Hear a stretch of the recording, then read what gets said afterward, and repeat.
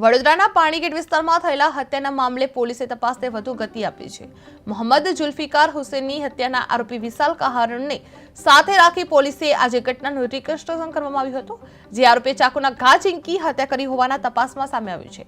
Reconstruction દરમિયાન આરોપી લંગડાતો ચાલતો જોવા મળી રહ્યો હતો, જે મૃતકની ડિવોર્સી પત્ની સાથે આરોપીનો પ્રેમ સંબંધ હોવાની વિગતો પણ સામે આવી હતી, જેને કારણે હત્યાનો મામલો વધુ સંવેદનશીલ બન્યો છે। જે પાણીગેટ હત્યા કેસમાં રિકન્સ્ટ્રક્શન કરવામાં આવ્યું છે, જે આરોપી વિશાલ કહારે સાથે પોલીસે તપાસ હાથ કરવામાં આવી હતી, જે પોલીસે ઘટના સ્થળે વધુ તપાસ હાથ ધરવામાં આવી હતી અને ચાકુના ઘા ઝીંકી હત્યા કરવામાં આવી હતી, જે કરાના આરોપો કરવામાં આવ્યા છે। જે રિકન્સ્ટ્રક્શન કરવામાં આવ્યું છે, જે દરમિયાન આરોપી લંગડાતો નજરે પડ્યો હતો।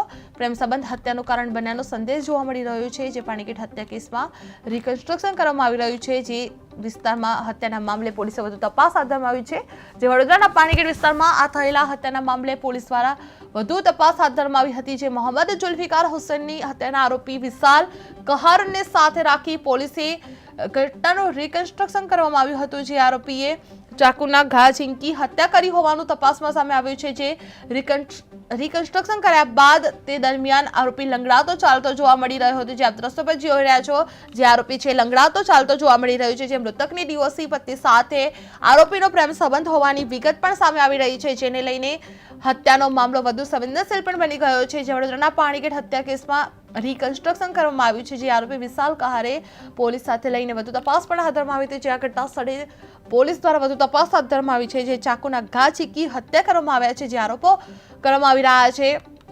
જે આરોપીને રિકન્સ્ટ્રક્શન કરવામાં આવ્યું છે, જે દરમિયાન લંગડાતો નજરે પડ્યો હતો, જે પ્રેમ સંબંધ હત્યાનું કારણ બન્યો હોય તેવા સંદેહ જોવા મળી રહ્યો છે। જે આરોપીએ ચાકુના ઘા ઝીંકી હત્યા કરી હોવાનું પણ તપાસમાં સામે આવી રહ્યું છે।